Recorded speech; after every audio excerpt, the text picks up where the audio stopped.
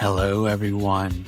This is W, host of the podcast feature known as Surprise Cast. Have you ever wondered what life is like working in PR, artist management? Well, today you're going to find out. Daniel Gill is here with me inside the digital podcast studio, and he's going to talk about force field. What is force field? What does it entail? What are his strengths as an employee? Who has he worked with? What challenges have come about? Grab yourself a nice refreshing drink, have a seat on a comfy couch, and enjoy my conversation with Daniel. Let us bring him in. Hello, my friend. How are you doing? Hi, thanks for having me. I'm happy to be here. And good, because that's my first question before we really get rocking and rolling here. I understand, Daniel, you had a big event, big 20th anniversary event, yeah? Yeah, I was on Saturday night. It went really well. It went really well. It was at Scribble in Highland Park in LA, which is a nice little community center. It's actually started by a former client of mine, Johnny Cosmo. And then we had Juliana Barwick, Paper Cuts, a Beacon School, and Yacht DJing in between the bands. Also, we had a little mini set from the band Harmless. It was really fun. And we also did a poster display of 20 years of force field flyers and posters and artists we worked with and stuff like that. So it was a lot of fun. Why do you feel, in your opinion, it was successful? Well, we also did it to raise money for a nonprofit called NDLON, which is the National Day Laborers Organizing Network. They help day laborers who have been targeted by ICE with their legal struggles that entail afterwards, getting them out of detention, dealing with their, anything having to do with them being unfairly detained by ICE. That's really become their main focus recently. That wasn't really the focus of the group, I believe, when it started, but that's become the focus. So, and they're a boots on the ground in LA group doing really good work. And I figure this is what needs urgent help in my community. So that's who I wanted to help. Cheers. Cheers. Yeah. Let us go all the way back. Retrace our steps, if you don't mind. Yeah. Daniel, when I was 5 or 6 years old, my mom took me to go see the Christopher Reeve movie, Superman. I also saw that in the theater. Changed my life. It was a style of art that engaged me in a way I didn't think possible. Pure magic. So, tell the listeners and me, what style of art did you connect with at a young age? I have the same memory that you have of seeing Superman. And then I think, E.T. and the original Star Wars trilogy were probably the biggest things for me. And then, before music, it was definitely things like going to see those movies. And I was a kid of the 80s. So very, cliche to say this, but Michael Jackson, there's a reason everyone calls him the king of pop. It was a really good time for music. I also remember I didn't have MTV, but I would go, there's also a lot of people online who can't believe that our parents would just let us roam the neighborhood freely throughout the day, which we definitely did. And it would just be where's everybody's bikes piled in the front yard? That's the person's house you go hang out at, right? And so usually that was a house where they had MTV. So I remember getting exposed to MTV through that, just being at friends. I mean, I'm thinking 1984, 85, 86. I remember seeing Michael Jackson videos. I remember seeing Run DMC. I remember seeing Prince. And I remember being entranced by all that stuff. And then when I really freaked out, I think it was seeing Peter Gabriel Sledgehammer, a crazy animated video, which now full circle moment. I had a full circle moment, which is I met the woman that animated that video. Holy. Yeah, her name is Prudence Fenton, and she was the partner of Allie Willis, and she also did the intro to Pee-wee's Playhouse, the, that like the animated scene that opens the show. Yeah. So anyway, getting to meet her, I was like starstruck. I couldn't believe I was meeting her. So the other thing I have to make a little caveat, which is that my parents, so I grew up the son of a preacher man. My dad was a pastor in the Methodist church. Yeah. So they had a rule for me and my siblings that we were not allowed to listen to anything but Christian music in the house. Yeah. So they did not really like the fact that I was going over to friends' houses and seeing Michael Jackson and Run DMC and all this stuff. So they were like, well, there's these Christian artists that are like similar to the pop artists that you have to listen to these guys. I had an older brother, Daniel, that really opened the doors for me in terms of albums. And one of the albums I clearly remember him introducing to me was 9 Inch Nails' Pretty Hate Machine. Oh, yeah. Yeah. And that opened my eyes and ears to a whole different genre of music. So I want to know from you.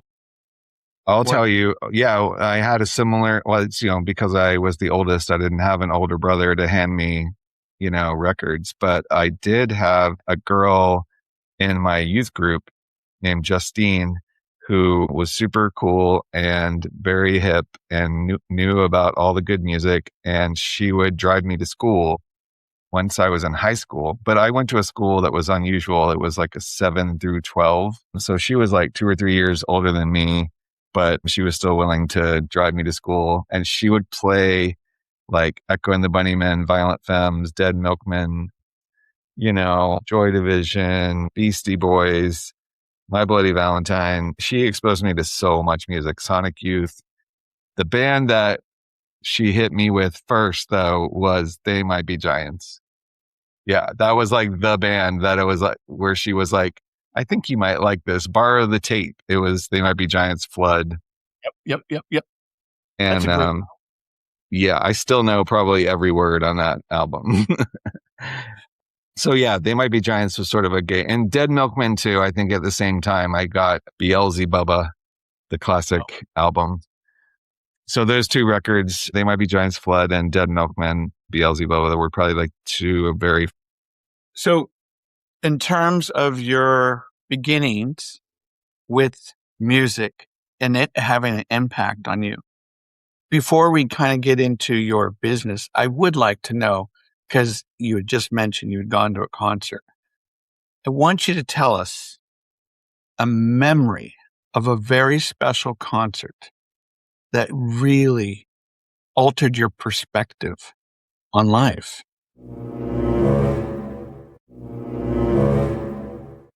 Well, there's one show I always tell the story of, which was getting to see Nirvana play. And I feel really lucky now that I saw them, because they really didn't play that many shows. Really, if you really look back at the history before Kurt died, they didn't really play that much. They played, a Bleach tour, a Nevermind tour, and an In Utero tour. And those were basically like hitting, those were both like, Nevermind and In Utero were like world tours, but they only really did like one pass through of the country, and that was it. And they did festivals and stuff, but that was a lot of, mostly in the UK. I don't remember. I actually don't know the history of how many US festivals they played, but he died before they really got to that point where they could have been headlining every festival. I don't even remember. There might have been like couple times where they headlined a festival in the US, but I know they maybe did like Glastonbury and Reading and stuff like that in the UK. But getting to see them, okay, I'm just going to go back to the show. The night that I saw them was on the In Utero tour. It was them and the Breeders. And anyway, the Breeders came out, and this is in Jacksonville, Florida. The Breeders came out and the crowd started throwing shoes at them because it was a bunch of like frat bro people who had just found out about Nirvana from MTV, and they just wanted to mosh, and they didn't know who the Breeders were. They had no idea who the Pixies were. They didn't have any respect for how great they're getting to see two of the best bands of all time back to back. They have no appreciation for it. They're throwing shoes. They're screaming, "We want Kurt," while the Breeders are playing, and they were just being so rude. And it was like, oh, I feel so bad for them. And then Kim Deal was just kind of like, after, I think they made it through maybe 3 or 4 songs, and she was just like, I can't do this. Like, you guys got to stop throwing shoes. And of course, that just made them throw more shoes. And I don't know why, but then you're like you could see who the assholes were, because they were the guys in the crowd walking around in their socks.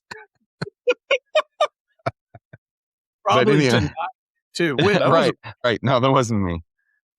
Very bizarre. But anyway, and then so they just walked off the stage. So I got to see maybe like 4 or 5 songs of the Breeders. And then Courtney Love was there at the show, and she ran out and like started berating the crowd, like, "You fucking idiots. Like, do you know what you just did?" Like, and then just screaming and flipping everybody off. It was great. And then Kurt walks out to also tell everybody, like, how dare you? He was like in a bathrobe, smoking a cigarette and drinking a coffee. And he walks out, and then of course the crowd just like screaming and approval, because they're just seeing Kurt. And he just goes up to the mic and he goes, "Keep your fucking shoes on." And then that was it. And then they played, and like, of course, just seeing them just destroy a crowd for like, I don't know, they played so long. They probably played 2.5 hours that night. They played every song they had. They played for 3 or 4 encores. It was just like insanity. The whole room. And also, I should mention, I was on crutches at the show because I had just dislocated my knee. So I was like standing up against the wall, trying to avoid getting sucked into the pit. But basically, the entire room was a pit. I mean, it was just an experience like nothing else I've ever seen. They were just so good too. They were just so good. Like, easily the best live band I ever saw. So I was 17, 16, something like that. So it was very formative, seeing something like that happen right in front of you. And you're like, okay, I just witnessed history. And then like, it really did prove to be, you were witnessing history, because he died that same year, a few months later. Yeah.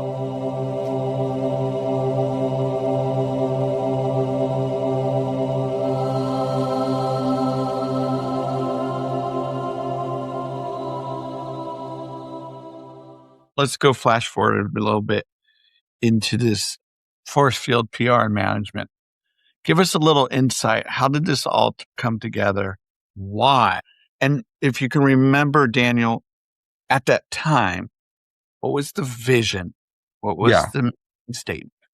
So, okay, so I'm going to do a few quick points to get to that point in the story. So like, all right, around the time of that Nirvana show, I was also playing in bands, not taking it too seriously. Just like in high school and college, I was in some punk bands, sort of grungy kind of punk bands. And it was fun, but I realized that we basically had no shot of like making it, So it was kind of like, this is not the path for me.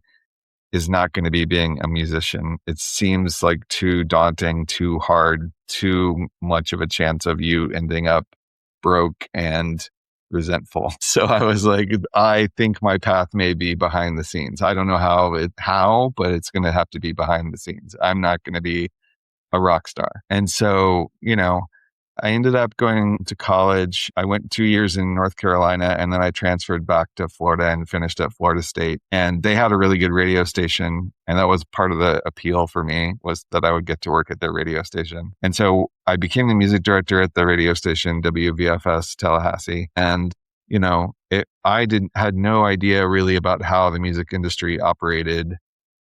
But anyway, so I kind of learned on the fly by working at the radio station and having all of these radio promoter reps calling me, emailing me all day long, wanting to know if I would play their albums. And then I was like, oh, these are the people who are like the behind the scenes people. I should get to know them. And then I went to CMJ, the CMJ Music Marathon in New York City. I went for the first time probably in 96 or 97. And that was an eye-opening experience where you were just kind of like, you could, back then it was so great because you'd buy a pass for maybe like $140 and it was good for like as many shows as you wanted to go to. You would have a badge around your neck and could just kind of like waltz around New York City, popping in and out of shows. And there was so much going on all at the same time. And it was all like daytime stuff, nighttime stuff.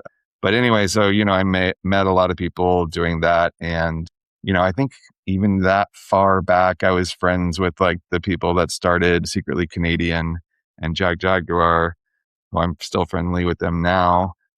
So, just kind of meeting a lot of like-minded people in the industry and meeting bands and just kind of like figuring out how it all works. And then I was kind of like, okay, well, I should just get a job doing radio promo, because that just jump from being at the radio station to going to one of the promotion companies seemed like an easy step. Like I already know how this works. So I got my first job out of college working for a company called Fanatic. They were at the time in Colorado, so I moved to Colorado. It was also a bonus because I wanted to get out of Florida. And so I moved to Colorado, took a job there. We were only there for 1 year, and then the boss said, I want to move the company to New York City. Do you want to come with me?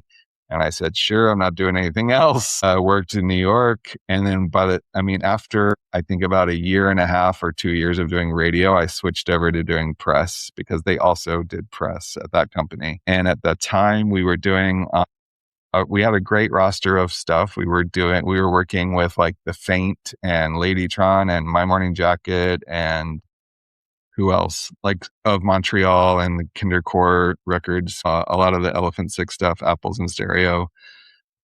Yeah, so we were doing some cool things. And that's also how I got connected with Daniel Johnston, who I ended up working with again later at Forcefield.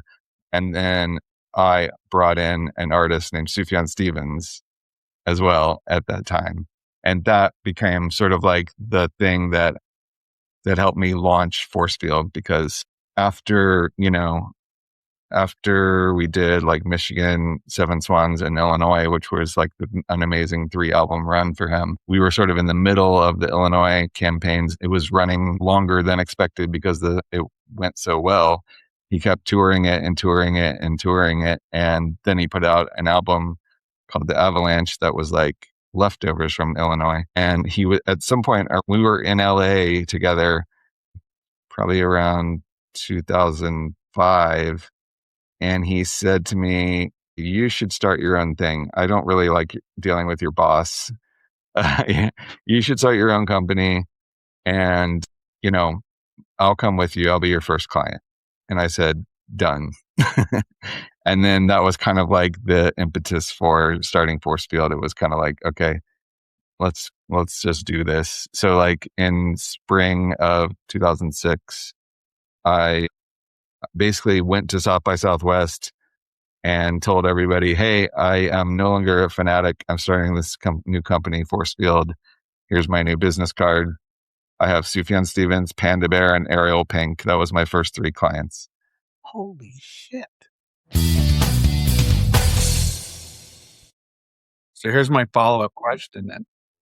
Sufjan says to you, I don't really like dealing with your boss, but I want you. Yeah. So Daniel, what is it about you that people gravitate towards? What is in the secret Daniel Gill sauce that they want to work and stay connected with you? Yeah. I think I have a good way of understanding where the artists are coming from and what their goals are. And like everyone's got their little quirks, and I'm willing to work around the quirks or work with the quirks. Like, for example, Sufjan did not want to talk about certain things in his interviews. He didn't really mind doing the interviews, although later in his career, he would really pretty much stop doing interviews altogether. I think he maybe would do like 1 interview per album and very picky about who got that interview. So I would do things like I would go to the writers ahead of time and tell them these are the questions that are off limits. I think this is actually really a pretty standard thing that a lot of publicists do, especially for like actors and actresses. But at that time, I don't think too many people were doing that with like indie rock artists. But I was willing to do it because I was like, well, I don't want you to be uncomfortable. So we'll go to them and say, these are the things that are off limits. Don't ask these questions. Anyway, I never like questioned. I mean, I wouldn't give them like pushback on things like that. If they asked me to do something like that, I would just say, sure, like, you know. And then Sufjan actually said, I think that it's really great that your company is called Force Field, because I feel like it's sort of like, you're the force field around me, around the artist. Oh, that's a great little story there. Okay. So you're building up this reputation. You are definitely connecting with some pretty big indie hitters. In terms of your role, for people that are listening, if you wouldn't mind just giving us a glimpse, and we know you have so much work to do, but from an 8 to 5 job, 9 to 5, whatever your hours are, give us a little like we're flying the walls watching. Yeah. So like, I'll just take like Chapter House right now as an example, which is an artist that we both love, you and I. And I'm currently working on their tour, right? So let's just say, and this is really very specific, but I'm doing tour press for a band that hasn't played live in 16 years. And so you're kind of having to reintroduce them to a younger, newer crowd. It makes it easier that they're on this very cool festival, Slide Away, that they're playing several dates as a part of, but they're also doing a bunch of shows on their own in between those other Slide Away shows. They're doing like shows, headlining shows that are separate from Slide Away. So, you know, in the morning, I start emailing and getting online at about 7:00. I might get a report from their booking agency like, hey, this is our current ticket count. These are the cities where we've sold out. These are the cities where we could use some help. And these are the cities that we're not so worried about. They probably will sell out, whatever. So I'll go through and, okay, we really need to focus on like Montreal and Seattle or something like that, you know? And so I'll say, okay, today I really need to focus on those cities and I need to contact the people in those cities to see if they are, you know, previewing the show, if they want to interview the band, radio promo we can do, any online stuff. Is there an Instagram influencer that covers that scene that we could do an interview with, that kind of thing, you know? So like, just as a one band example, that would be like, so each day that might be, I get these reports like almost daily now of like where we're at, how many tickets do we sell overnight? A lot of times it is like a significant amount. And you can be like, well, I know why we sold extra tickets here because we did a radio interview here on a big station or whatever. Like that one worked, or sometimes it doesn't work. And you know what I mean? Sort of assess. And then I'm setting up interviews for them and I'm sending them like offers for interviews. Do you want to do this one or do you not want to do this one or whatever? And then just a lot of email reach out and that kind of thing. So yeah, I mean, that's just one example, but that's also a band that doesn't really have a new record. They're just touring and the promo is very focused on tour press. And that's, I mean, I do a lot of that, but also I do album rollouts. That's kind of like the bread and butter of the company. Thank you, by the way. So in terms of working with artists, musicians, what qualities do you look for before deciding this is going to work? I'm going to give this the green light. Yeah, that's a good question. So first and foremost, I have to like the music. As long as I like the music, I'm looking for a few other things. Like, have they already released a few things on their own and maybe tried doing their own promo so that they know like what it entails or maybe what it's like, or if they have any kind of like experience with doing a PR campaign. And I like it better when a band has maybe already released a record on their own or at least a few singles or an EP or something and tried it on their own so they know how hard it is and the challenges involved. And also I like it when I see a tour history, some kind of history of playing shows. A lot of times there isn't one, but if there is, that's a huge bonus.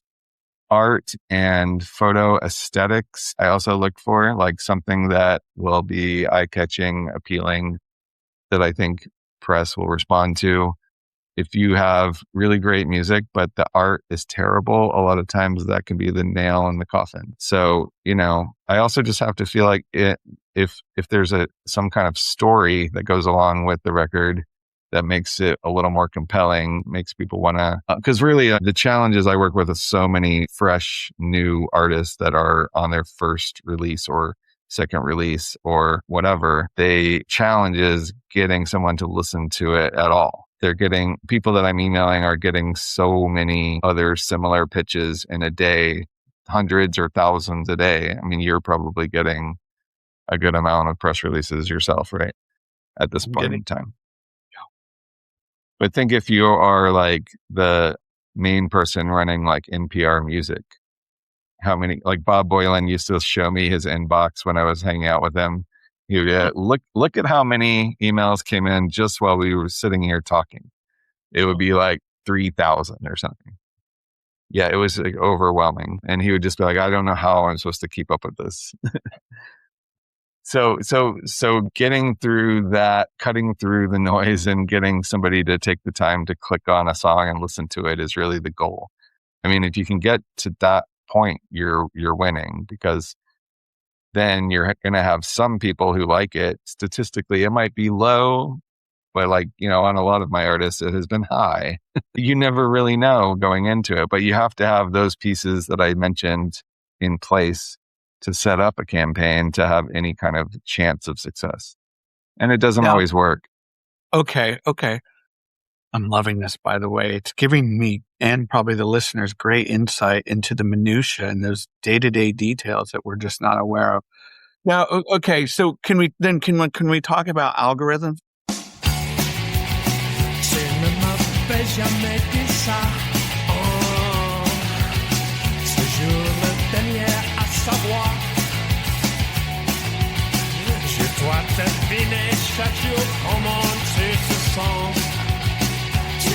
Jamais rien à me dire.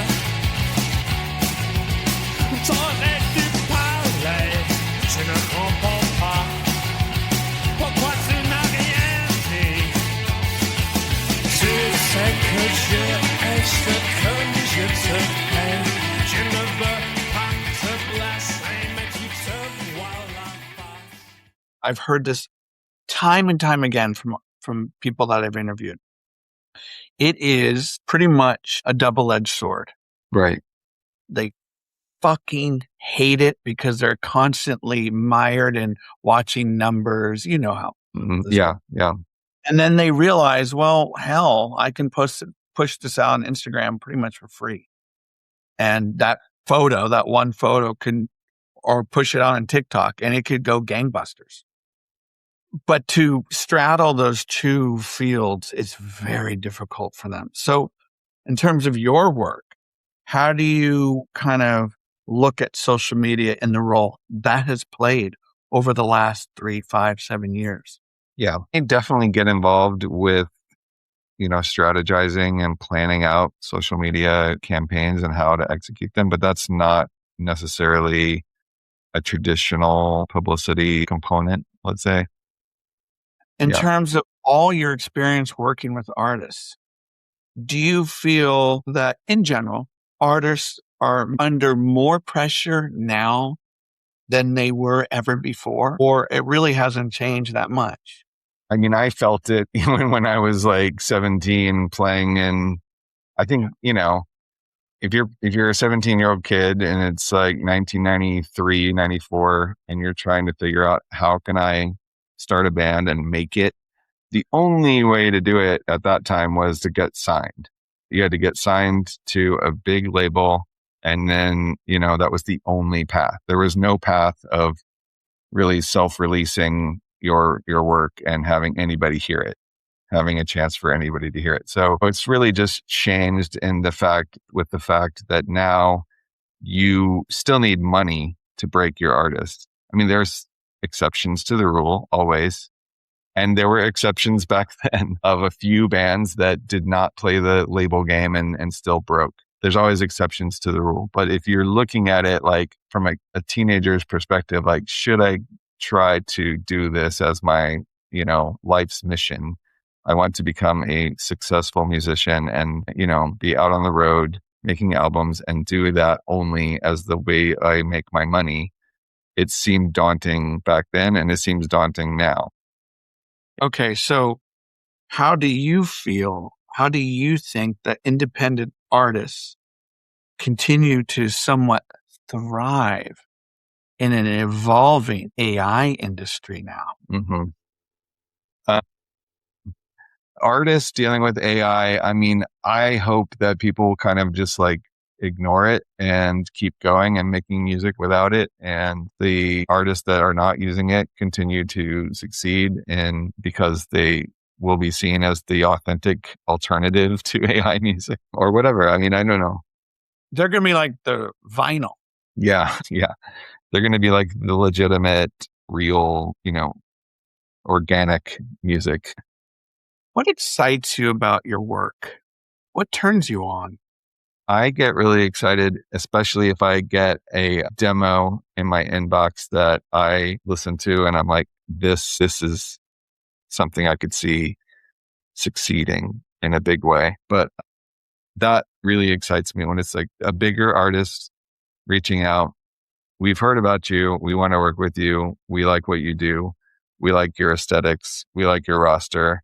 We know what you've done for other people. Can we work with you? And when I get when I got the message saying, hey, Chapter House wants to talk to you, I was like, all right, hell yeah, because I've liked them from 1993 or whatever, that's always fun. I mean, I got to work with Heavenly, who are a band that I've loved since the 90s. I got to work with my favorite band, Jesus and Mary Chain, on the, Psycho Candy tour. It doesn't get better than that for me. And I feel like this musician, he's well known, but I still feel like the public has not caught up to his work. And that's Kevin Morby. Oh, yeah. Yeah.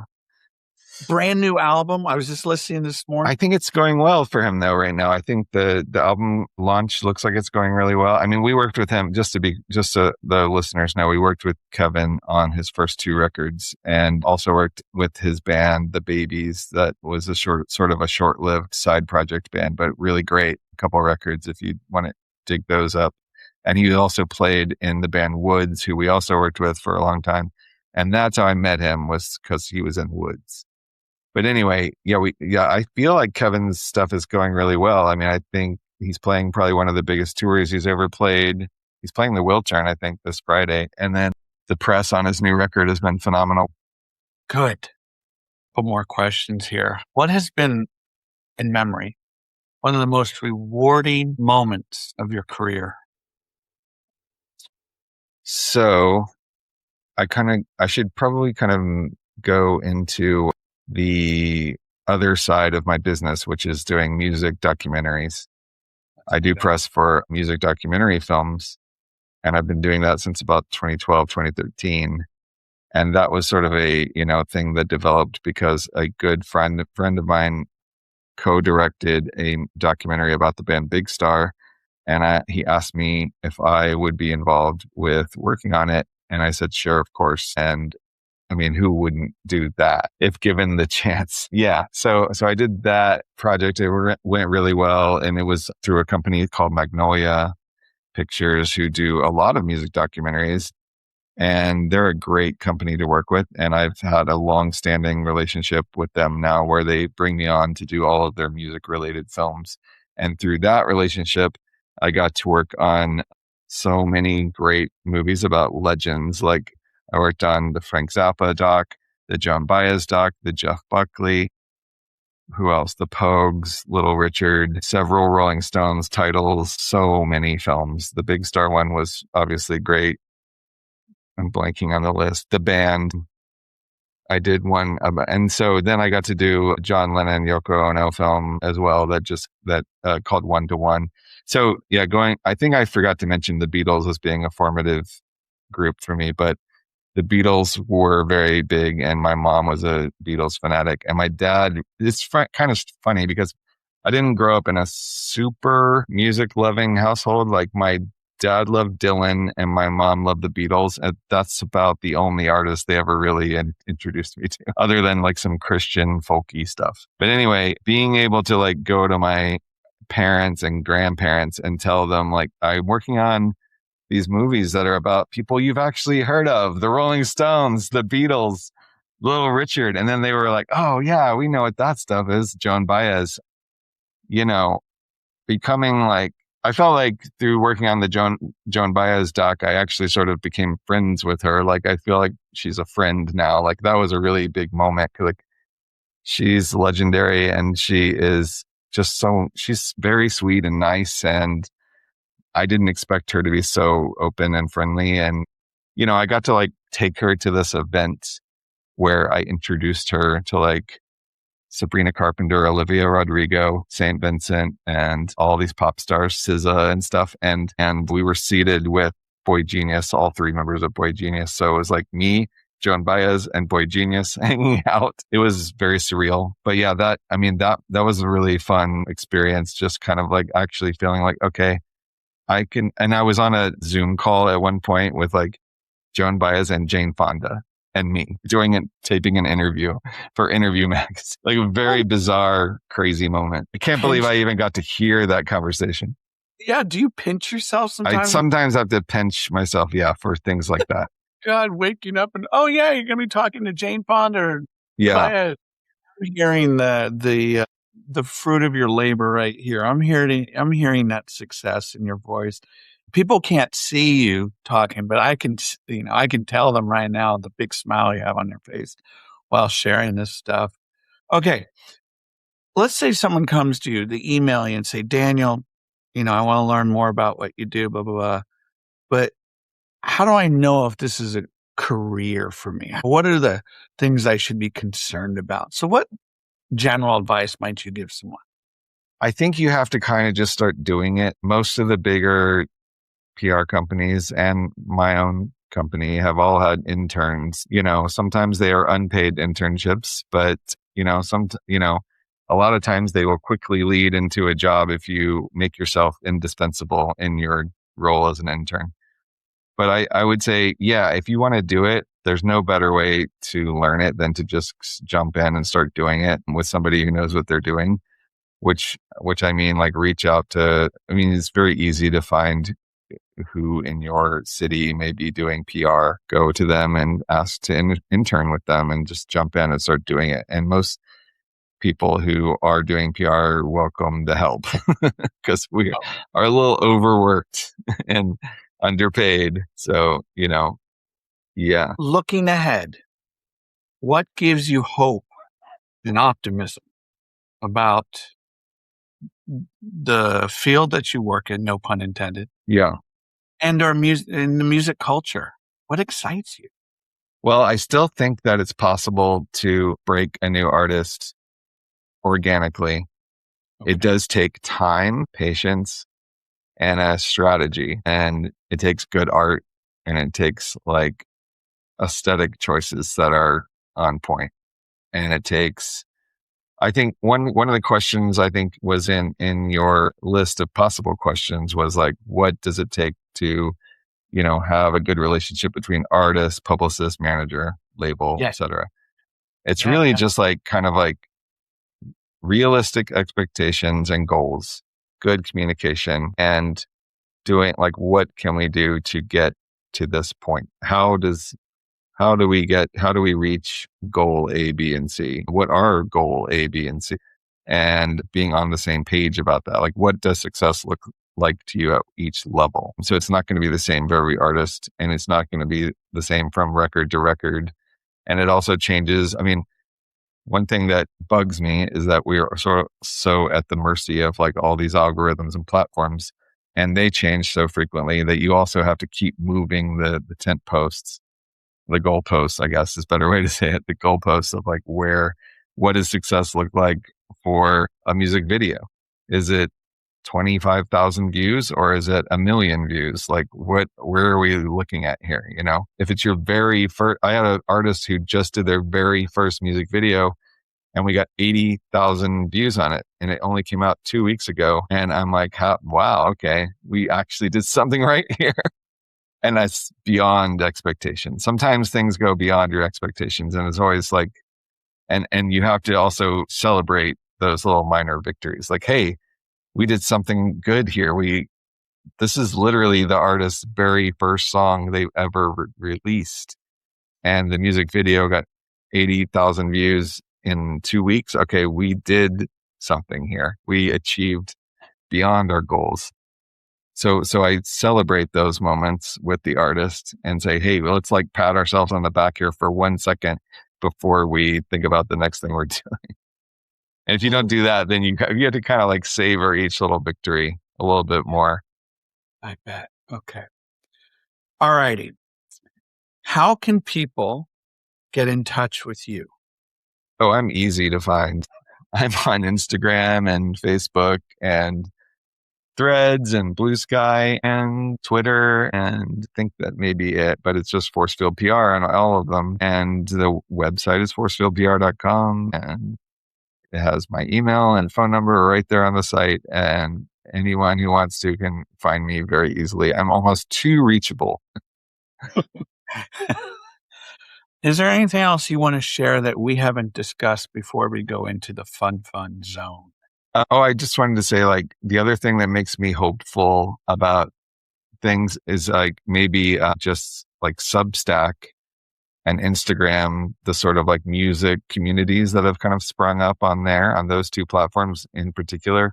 I do feel like there's a thriving community of writers and music enthusiasts on there. And also I love it when the artists themselves have a Substack where they can communicate with their fans directly that way or whatever. Or if they want to have a Substack that's, about bird watching or something like a side hobby, just to like give people a little more like inside look into what they're actually into outside of music. Thank you for sharing that. All righty. Are you ready for some lightning round type questions? Yes. Here we go.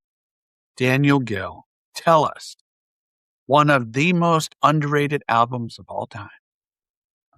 Okay. So the first two Hidden Cameras albums, The Smell of Our Own and Mississauga Goddamn, are both amazing albums that I felt like were completely slept on. You've traveled quite a bit, so tell us one city or two with an unforgettable music atmosphere. Yeah, Baltimore, Maryland. I was just talking about this the other day. I was working with several Baltimore bands such as Beach House and also Dan Deacon and a couple other smaller bands from there, a band called, an artist called Adventure. And I got to go there and like see what the music scene is like there a little bit, by just hanging out with those guys and going to like a warehouse show.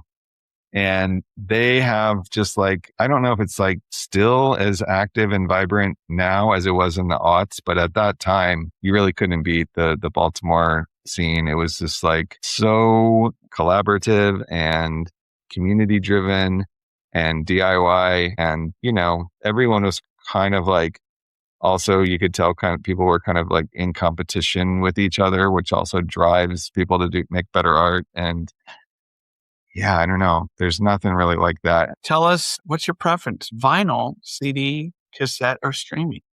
Yeah, I'm vinyl all the way. I don't really feel like I like own an album until I have it on vinyl. So definitely a vinyl dork. Daniel, tell us, what song never gets old for you to sing aloud? Now, you could be in a car, you could be in a car. I'm going to go with a very cliched response, which is my kid and I were just singing the song yesterday in the car, which is Under Pressure, Queen Bowie, just to be clear. What do you hope artists feel after working with you?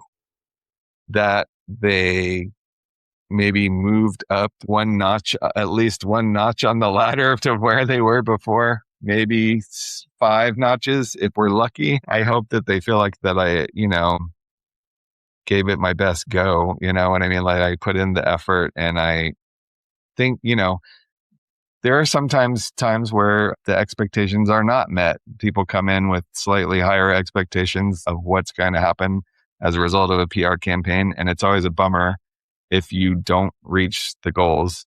Sometimes you exceed the goals. Sometimes you exactly meet the goals. Sometimes you don't get there. So I hope that they feel like I at least like put in the effort to try to get to where we wanted to get to when we started the campaign. And I think most of the time I at least do that. And a lot of the times with PR, and most PR agents will tell you, a lot of the stuff is a little out of our control, like how the public reacts to a release. If there's just like, we don't care, that's like, what are we supposed to do? And we can't like we can't like wave a magic wand and force everybody to suddenly love your album. We can send it to them and bug the shit out of them until they hopefully listen to it. But if they don't care, or if they do listen to it and they don't like it, there's only so much you can do. So it kind of goes back to like selecting the right projects. I have to select the right projects that I think people are actually going to care about. But in the selection of the right project, how much of that is just pure intuition and feeling? Oh yeah, for me, it's a lot. It's a lot going back to intuition, because I am working with so many young new artists I don't really have like a test example to look at of like, is this going to work or not? I don't know going into it. But that's also why I said I kind of like to, if maybe the band has already self-released something on their own before coming to me, and like maybe tried it on their own a little bit, like just to see what it's like to try to self-promote, because it's very hard. Final question. Who is Daniel Gill now? I mean, I'm just still like very excited about, I still get very excited about art. I still get very excited about music. I still love going to see a good show. Daniel Gill, thank you for being my guest on Surprise Cast. Much continued success. And thank you for all the work that you've been doing, connecting with artists, supporting artists, well-known artists, not so well-known artists. You're doing it all. So tip of the cap to you. Thank you so much for having me. This is really fun. It's been a bit of a trip, like looking back at 20 years of doing this, like having conversations like this make it really, really fun and worth it. So I'm going to keep going. I'm going to just keep going. I don't have a backup career. This is it for me. Like I'm a lifer. I'm going to keep doing this. Good. Thank you. My name is W, host of this podcast feature known as Surprise Cast. And remember this, everyone. Great PR management is all around us. But all you have to do is keep your ears and eyes open. Pee-wee's Playhouse. Ciao. Wop, wop, wop, wop, doobadoo-badoo.